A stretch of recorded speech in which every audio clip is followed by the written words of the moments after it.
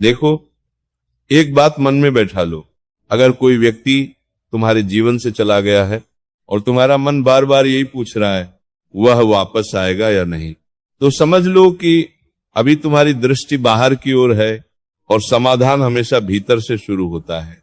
आज मैं तुम्हें वो मार्ग बता रहा हूं जो किसी को वापस बुलाने की कोशिश नहीं करता, बल्कि तुम्हें तुम्हारी खोई हुई शक्ति वापस दिलाता है।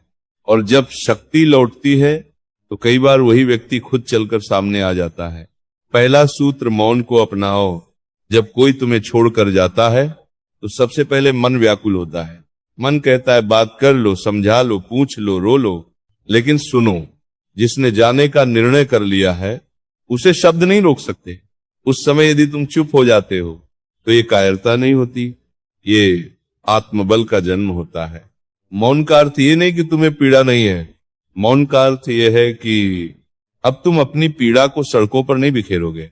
जब तुम अचानक शांत हो जाते हो तो सामने वाले के भीतर हलचल शुरू होती है, क्योंकि वह प्रतिक्रिया चाहता है। आंसू, क्रोध, विनती, और जब कुछ नहीं मिलता तो उसका मन स्वयं प्रश्नों से भर जाता है। याद रखो, शब्द शोर करते हैं, मौन असर करता है। दूसरा सूत्र, हर समय उपलब्ध रहना बंद करो। जो वस्तु हर समय मिल जाए उसका मूल्य नहीं रह जाता।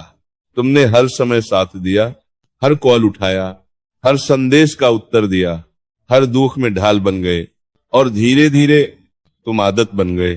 अब स्वयं से पूछो, क्या आदत की चीज की कदर होती है? जब तुम अपनी उपस्थिति थोड़ा पीछे खींचते हो तो खालीपन बनता है और मन खालीपन सहन नहीं कर पाता। ध्यान रहे, ये दूरी दिखावे की नहीं होनी चाहिए, ये दूरी आत्मसम्मान से भरी होनी चाहिए। तीसरा सूत्र, प्रतिक्रिया मत दो, स्थिर रहो। जो व्यक्ति तुम्हारी भावनाओं को हिला सकता है वह तुम्हें नियंत्रित भी कर सकता है।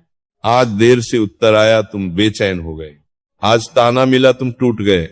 ये सब मन की अस्थिरता के लक्षण हैं। स्थिर व्यक्ति बिना चिल्लाए भी भारी होता है।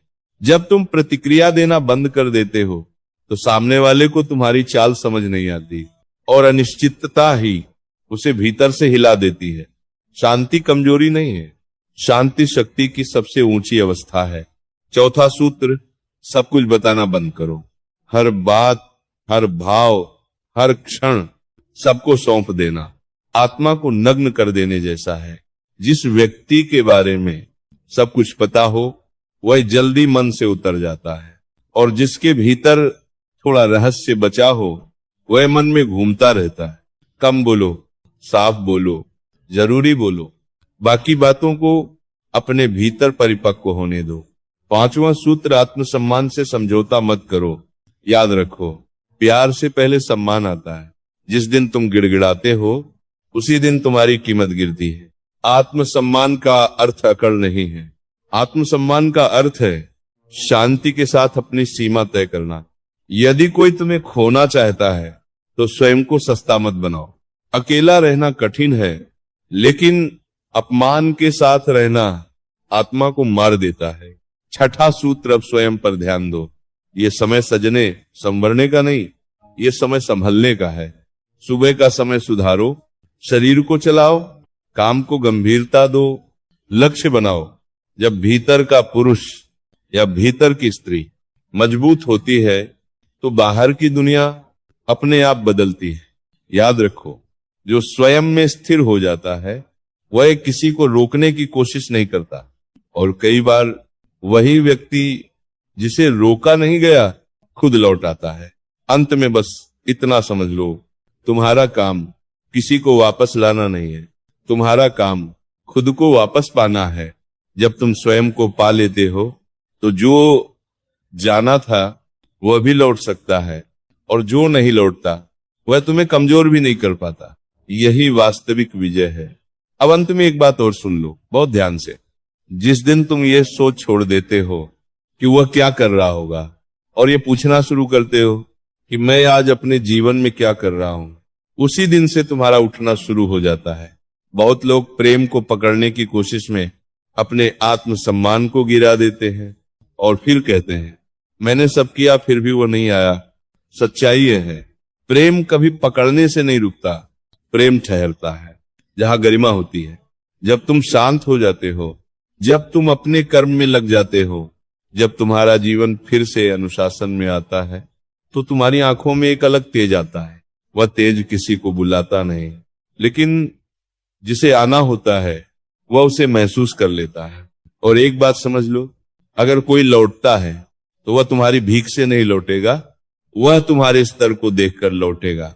और अगर कोई नहीं लौटता तो भी तुम्हारी साधना व्यर्थ नहीं जाती, क्योंकि तब तुम ऐसे मनुष्य बन चुके होते हो जिसे खोना आसान नहीं होता। इसलिए परिणाम पर मत अटको, कर्म पर टिके रहो। अपनी मर्यादा, अपना मौन, अपना आत्मबल, इन तीनों को संभाल कर रखो। जिसे जाना था वह गया, जिसे आना होगा वो आएगा। और तुम बस इतने मजबूत बन जाओ कि किसी के आने या जाने से तुम्हारी शांति न डगमगाए। यही अवस्था सच्चे प्रेम की भी है और सच्ची मुक्ति की भी। और अब अंतिम बात, इसे तर्क से नहीं, अनुभव से समझना। जब कोई चला जाता है तो मन बार बार पीछे भागता है, यादें बुलाती हैं, पुरानी बातें खींचती हैं, और मन कहता है एक बार और कोशिश कर लो। लेकिन उस क्षण अगर तुम रुक जाते हो, अपने मन को थाम लेते हो और कहते हो अब नहीं, तो वहीं से तुम्हारी साधना शुरू होती है। क्योंकि प्रेम में सबसे कठिन तपस्या किसी को छोड़ देना नहीं होती, खुद को गिरने से बचा लेना होती है। बहुत लोग कहते हैं हम मजबूत हैं, लेकिन असली मजबूती तब दिखती है जब याद आने पर भी तुम संदेश नहीं भेजते, जब दर्द होने पर भी तुम अपनी मर्यादा नहीं छोड़ते।